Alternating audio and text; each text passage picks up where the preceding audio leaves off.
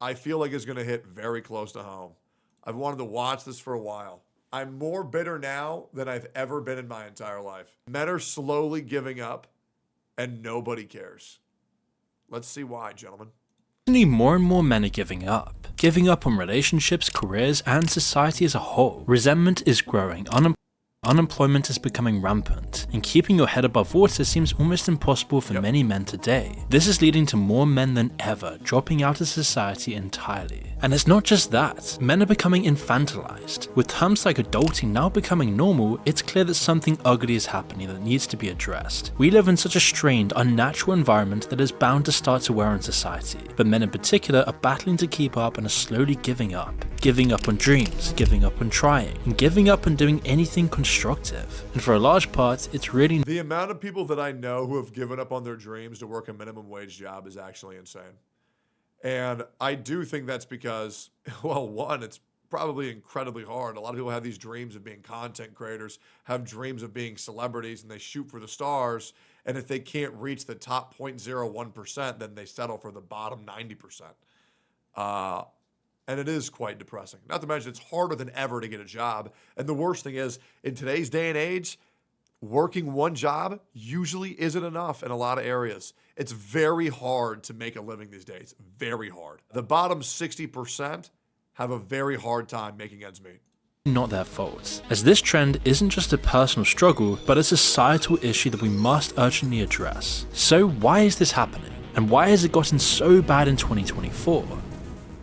On the surface, it's a long and complicated story. Life has never been simple for any human, and objectively speaking, for men in the West today, it's never been better. We have all the technology we need, food delivered to your door with the tap of a finger, dating readily available to anyone with a simple swipe. Giving you guys a heads up, careful at DoorDash and Uber Eats. This is what we call the silent killer of banks. Be more cognizant of how much you spend ordering food. You lose so much money, like you're upcharging the meal price by 40 to 50%.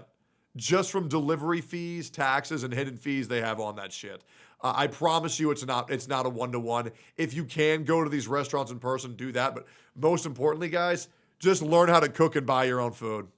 Any products, items, or experiences that you want can be had with the tap of your phone. But over time, all of these comforts of life destroys the importance and necessity of struggle, without any value placed on higher goals. Where there just is no reason to care, means there's no reason for people to properly live or have the will to achieve greatness. Which is probably why 40% of young men aged 18 to 45 meet the criteria for depression, and 49% of 18 to 23-year-olds have had a thought of passing themselves in the past 2 weeks alone. Jesus. And we're seeing the symptoms of this problem everywhere. The sapping away of our vision and ambition permeates in all aspects of modern society today. Our culture, architecture, relationships, bodies, and minds. Past civilizations before us have always placed their emphasis on beauty, wisdom, and logic for all the population to see, with great town squares, bustling with art, life, and community. These things were placed above all else as the bedrock of their societies, laying out a code of honor and struggle in its people to achieve greatness. Comforts were shown in art and culture, but as an aspiration for achieving something great, for following your mastery. But today our cities are mostly devoid of all of this character, and instead they're marked out by the most cost-efficient, bland, and sterile designs to facilitate a simpler, self-motivated purpose. It's why people flock all over the world to a handful of remaining cities that retain their centuries-old charm to feel and experience the character of bygone societies that were motivated by higher ideals. Ideals greater than our modern two-dimensional ways of thinking. With a prioritization of comfort, lust and opulence, and flashy materialism over individual excellence and greater community, we're now reeling in the aftermath, becoming instead a generation of mandated mediocrity. And does this explain why men today seem to struggle more than ever while seemingly having more than ever? America in particular is not actually in a recession. In fact, on paper, the economy looks like the best it's been in a while.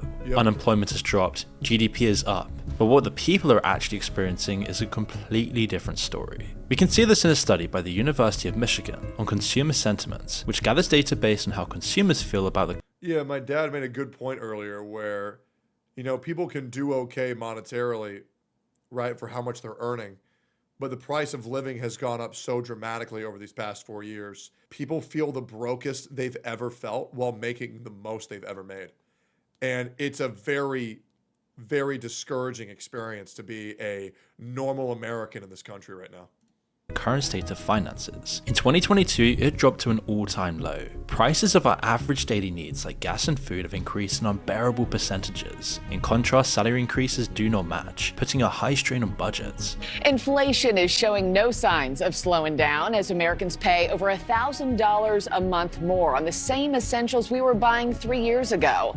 Nothing's changed but price. The latest consumer price index for March showing basic necessities like our food, housing, and gas are all continuing to cripple Americans' wallets with higher prices. Our wages are actually down against inflation since Biden took office. So not only are prices soaring, but our wages, at least if you measure hourly wages, are not keeping up at all. Keeping your head above water has become the new normal instead of owning a home with a white picket fence. The rich are becoming richer and the poor are becoming poorer, with the middle class disintegrating completely. All the knowledge of the past of just going to college, getting a job, and buying a home immediately is just completely irrelevant for anyone working and living in 2024. The universities have skyrocketed in prices to absurd levels. The housing market is in a complete giant bubble. Everyone's sending out job applications more and more, all while using these automated testing systems, applying up to 100 jobs a day and still not getting anywhere. All the while major companies repeatedly tell us that they can't find any workers for their companies. And the results of this are clear. People are drifting towards more unfulfilling jobs, or just not even having a job at all. While the rich... I would hardly describe Uber as unfulfilling. I actually think Uber is a very respectable job. You get to work your own hours. And you also get to meet tons of people and, just get to kind of chill and be by yourself. I think Uber's a great job. I also think, to be honest, I think every job is what you make of it. And I know people like to use the word, this job is unfulfilling, but I feel like every job is what you make of it, and every job can feel fulfilling. The difference is, I think the youth doesn't understand that transitional jobs are important. The problem is when somebody gets a transitional job, like let's say working in fast food or working in a grocery store, they don't understand that they should be looking for jobs that can lead them up a ladder over the course of 5, 6, 7, 8 years. Like transitional jobs are what I call dead end jobs. They get these jobs, they settle for it, and then they work at McDonald's as the fast food register their entire fucking life. Always have a job where you can move up pretty significantly and eventually get to a point where you have people underneath you, is what I recommend to anybody who's actually looking to join the force. Buy up resources, real estate, and everything that used to be the cornerstones of the middle class. That is now just an investment hidden through an offshore bank account for some giant investment fund. Basically, what they want to do is create a nation of and never work for Amazon. Renters. BlackRock coming in and giving them more for money longer than like the 3 months. Worth. Working at Amazon pays a lot, but that shit will drain the fuck out of you. How much more do they give them? They can give them, 30% above. Really? Which is money. And then they just lease those homes out. And they lease them out. It's part of this idea that home ownership and automobile ownership and all of these things, these legacy systems that people want to get rid of. And they go, rent a house, use Uber, Lyft, whatever. You don't need to own. What does owning do for you? That's that famous article, you'll own nothing and be happy. Right. And because of this, all saving plans for regular people are halted because living paycheck to paycheck means there just isn't enough for a savings plan. And whilst there is still some hope to dig your way out, for most this does begin a damaged path. Not only does it enter or begin a damaged path, as a guy who used to be homeless and as a guy who lived paycheck to paycheck for a very long time, what people don't talk about is the insane amount of stress and mental wherewithal that you're going to have to experience the entire time that you're in a poorer position. Not knowing if there's going to be food on the table. Knowing that if you're driving a car and it breaks down, you can't get it fixed. You're fucked. Knowing if the lights turned off and you can't afford to pay the bill, you might go without water. You'll have the HOA at your doorstep demanding to get money or you'll be evicted. And you don't know where to go. And it sucks because there's this other thing that really blows about moving out, which is you have to pay the 2 months first. And so moving out isn't just as simple as moving to another location. The 2 months forward is brutal. Where, you could afford to pay $600 for the first month, but you can't afford to pay $1,200 at the same time. And there's so many practices for fucking people who aren't in a stable financial position that they'll never get out of being fucked unless a miracle happens or unless they, I'm not going to lie, I do believe that every hardship can be overcome with an immense amount of hard work. But not everybody has that in for them. And so a lot of people live unsatisfactory, miserable, stressful, sad lives. It blows. People end up working in a job that's not in their field, something that they hate to do every day, and eliminates the experience they need for the job in their field. Yeah, and so even the experience they are getting is just completely useless for getting back on track. In effect, their now entry-level position is further deviating them from becoming lawyers, psychologists, or whichever career path they studied for. And if the middle class is experiencing this, then the lower earners are feeling this even more. The jobs they once had a chance of landing now go to the middle class, while they get hit a bump lower, which is putting millions of people in dire straits. They face working twice as hard for minimum wage, juggling between jobs, partaking in the gig economy with absolutely no security, all with an extreme pressure to keep up with daily expenses in a completely overpriced megacity. And the truth is, both middle and lower earners are now taking a huge hit to their egos. They feel disrespected through no fault of their own, as no man wants to feel like a failure. They don't want to feel like they're not providing or on their destiny. Imagine putting in the hours and effort to get a degree and then having to take a job that's not even within the field you studied for. Well, this is just regular life for most people nowadays. It's making men feel incredibly depressed and isolated. They watch all this stuff on social media, they see people flexing the Rolexes on their Instagram stories. Meanwhile, they're struggling to survive, living a life they absolutely hate. And when friends and family ask about it, they suffer the humiliation of explaining why they had to take what was available. Even though it isn't humiliating at all, and they're doing what they can to survive, it definitely takes a huge effect on their mental health. Absolutely, and the fact that people from the older generation just don't fucking get it. They don't get it at all. They go from a bygone era where they bought houses for pennies on the fucking dollar. I'm talking buying a house for $30,000 fucking dollars that has 2,000 square feet, right? And they want to act like they understand the struggles of being a youth in 2024. Yeah, fucking right. They don't get it. They'll never fucking get it. And they'll just claim that you aren't working hard enough, that you're a failure. And if they did it, anybody can do it. And it's just not true. And once again, to go back to my previous statement, working hard will only get you so far. Now, thankfully for me, hard work has overcome everything. But if I were to act like there wasn't a degree of luck to it, well, I'm just delusional. There is a degree of luck to it. And it's less on what you can do. A lot of things have just become who you know. And it's hard to get to know people. It really is. You got to work hard. And whether you like it or not, guys, you got to suck dick. You do. You got to suck corporate dick. You got to make fake friends. And that's why I fucking hate this field. I hate this field. And I hate this world. It's a very bitter, pessimistic place in 2024. Especially as it wasn't that long ago, where it was ahead. actually normal to enter the workforce with a mentor who would show you the ropes and encourage you and push you to learn more. Starting at the bottom didn't seem so bad because there was an opportunity to grow and reap more rewards, but this imperative step is slowly slipping away. Companies of prestige have forgotten the generation with no experience, and for many companies, this is what they want. This is actually the ideal scenario, where they have people so desperate, so in need of experience, that they can treat their workers like absolute trash. Since the 1980s... Yeah, because when these companies and these managers know that you can't get another job, they're going to treat you like garbage. They're going to expect unpaid overtime, and they're going to use and they're going to manipulate you because they know you have nowhere else to go.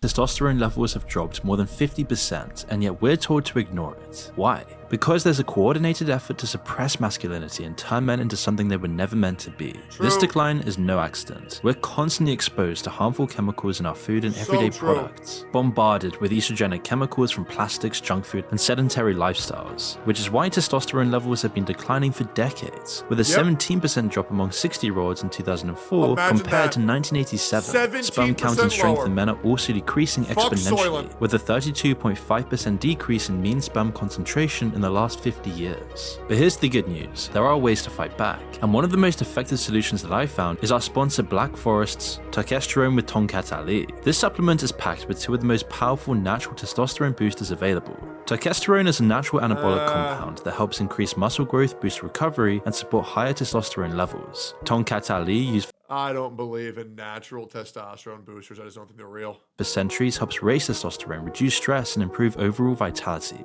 I've been using Black Forest's Testosterone and Tonkat Ali, and I've noticed a huge improvement in my energy, strength, and focus. It's like getting back the edge that modern life is just draining away. Right now, Black Forest is offering a buy two, get one free deal on this limited edition product, and once it's gone for good. I can personally vouch for its effectiveness. It's had a huge difference in my energy levels, strength, sleep, and overall well-being. And by supporting our sponsors, you also support us directly. So hurry and take advantage of this amazing 48-hour promo and support Testosterone.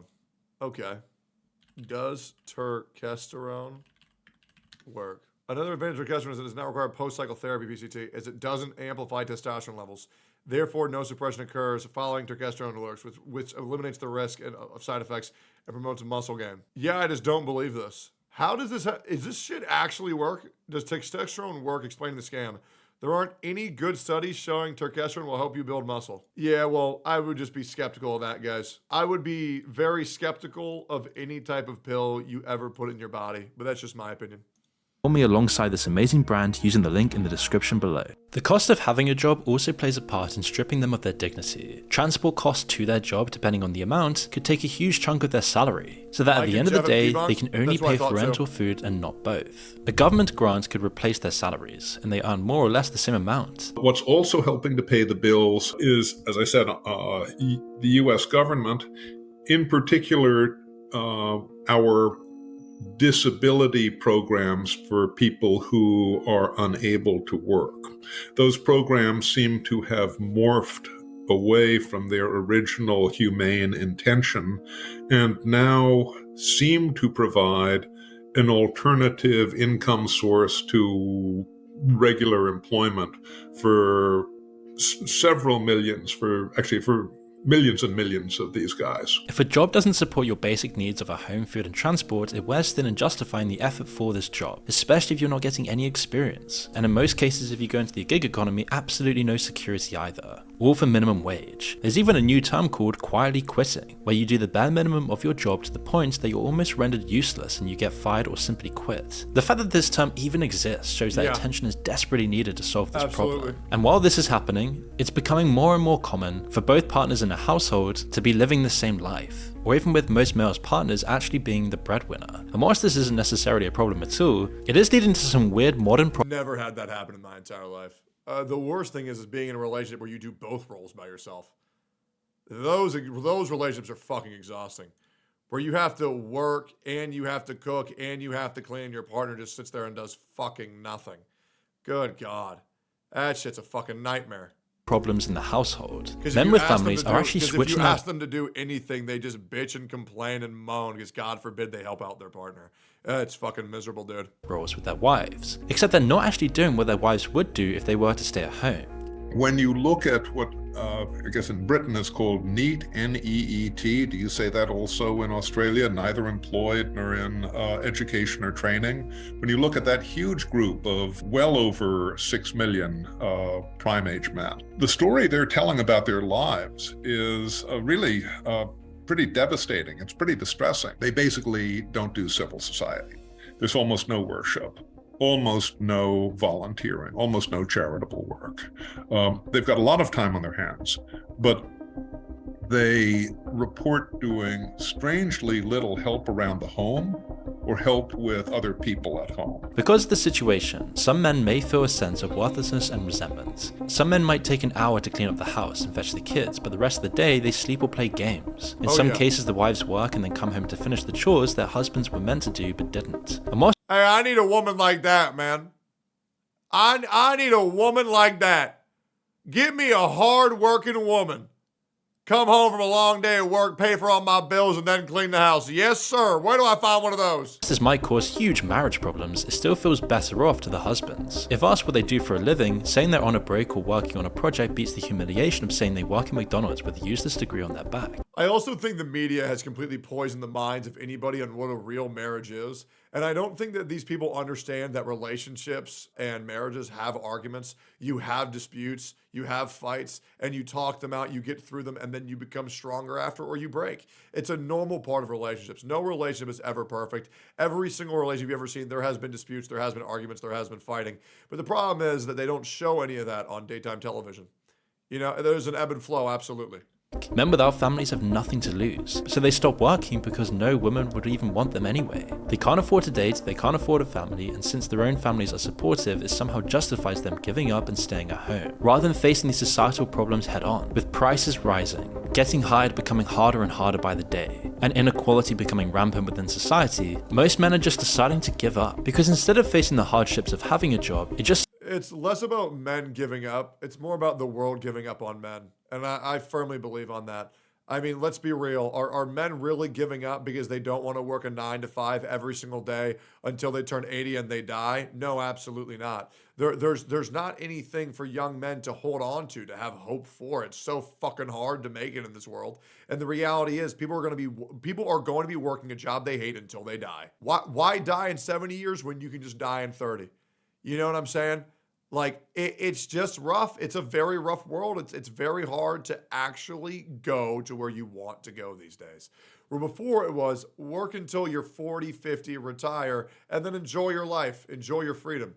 The freedom that young men are getting, young women are getting, is at an all-time low, absolutely. It seems so much easier to escape, whether it be tamely being online, playing video games all day, or hiding behind doing chores at home to show they still have a purpose and are doing their best. The point being that for many men in 2024, if they're gonna be disrespected and feel worthless, they may as well choose the easy way out than a battle. Yep. If respect had a currency on how it would affect your life directly, you would see a different picture. A man with a job with high pressure, long hours, and doing something that makes him feel degraded would be worth say $100, but staying at home playing games and escaping, all while being with the people he loves, is probably worth $200 because of how it affects him. This explains why more and more men are deciding to drop out of society rather than face it head on, as it just seems to be the easier path. If it's a choice between two paths, one that offers little satisfaction while the other provides comfort, it's easy to see why men are going this route. Absolutely. But the thing is, this is a terrible mistake. And this is creating problems that we've never seen before. Yep. If there is no emphasis or any facilitation of the need to aspire to something greater and the game seems rigged to most who are playing it,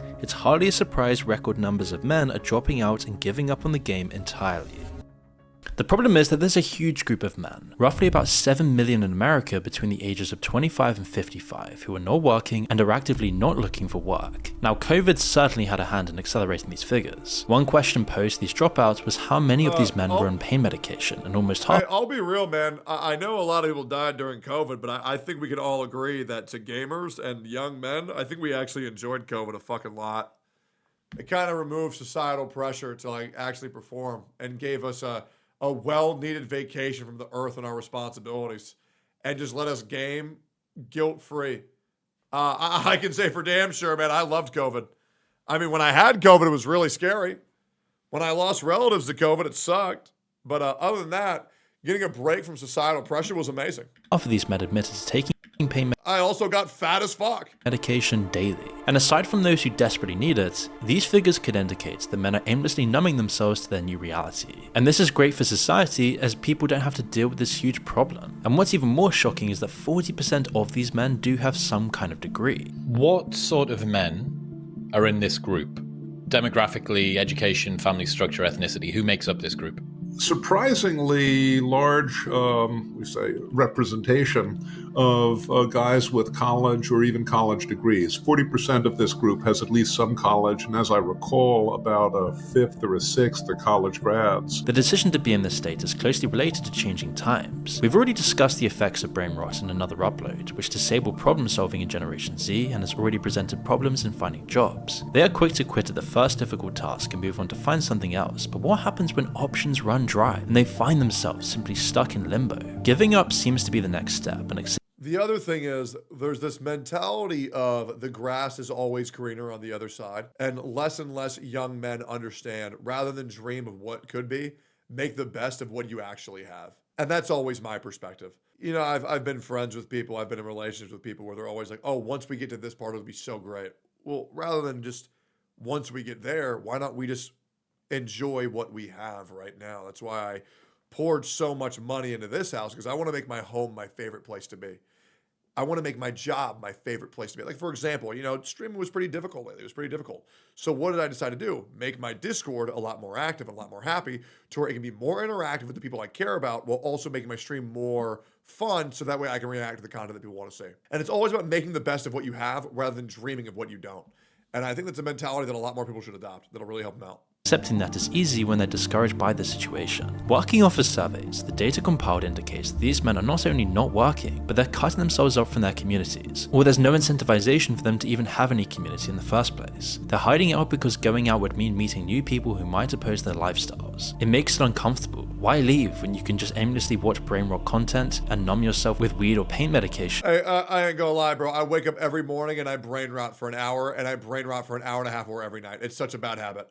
I'm losing so much of my life to mindlessly scrolling. It's so bad. That's why I need to watch more Twitch streams, to where at least my attention span isn't completely obliterated. And stay inside, in the warm comfort of home. And any sexual needs you have can be satisfied with pixels on a screen. This lifestyle is increasingly becoming more and more normal for men in the West. But what's important to note is that men don't want to be this way. It's a horrible lifestyle, it's depressing, it's atomizing. What this really is just a coping mechanism or a form of self-defense against a society that's becoming increasingly hostile to these men. Up until recently, the problem has been invisible. These figures weren't shown in any statistics or surveys because they slipped through the cracks until very recently. So why did they slip through the cracks? Well, it's easy to see. They simply don't fit the victim criteria. Some have degrees, they're in the prime of their lives, and it was their choice to quit. It's easily overlooked and only comes to light as the numbers rise. Nicholas Upstart wrote a book called Men Without Work, and has since exposed and addressed the problems in his book. He says he is trained to look for hidden in plain sight problems, which is how he stumbled upon this issue. You see, these men are not causing trouble,